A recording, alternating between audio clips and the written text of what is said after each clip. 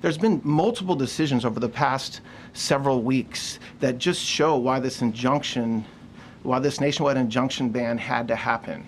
For example, what I mean by that is local district court judges issuing decisions that are clearly contrary to law just because they don't like the policy of President Trump. And when it gets to the Supreme Court has to correct it. But that takes time. The Attorney General thanked our lawyers, and I'll do it again.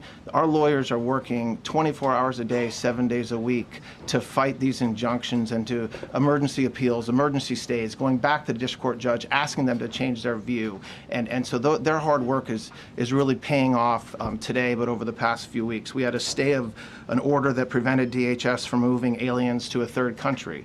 We had a stay of an order that stopped the Department of Defense from implementing military readiness, the EO that President Trump signed. We had another stay of an order forcing reinstatement of fired executive branch employees entirely within the President in Article 2, his right to do. We had a stay of, as you all know, of numerous DOJ cases. And again, every one of those stays requires a tremendous amount of work and effort by the lawyers and parties involved, and they should be doing other work. They should be doing the work that the President and this administration demands and has a right to demand, and not fighting these local judges who don't make decisions based on the law. They make decisions because they just simply don't agree with the administration's decision about a policy, and that's wrong. Thank you.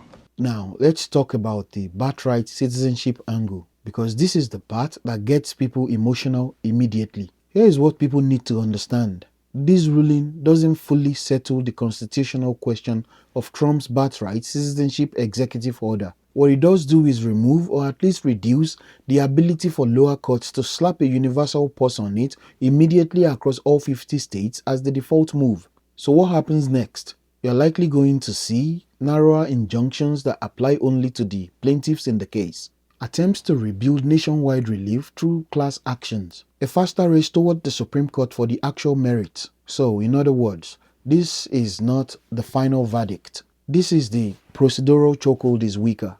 And that's why the administration is celebrating, because it changes the playing field. Now, President Trump makes an argument that birthright citizenship was meant for the children of slaves after the Civil War, and that it is being exploited today. Whether you agree with that interpretation or not, the point is, the legal battle is now more likely to be decided at the right level, rather than being frozen indefinitely by lower courts. And from a governance standpoint, that's good. Because if a policy is unconstitutional, it should be struck down the right way, not stalled forever in procedural limbo.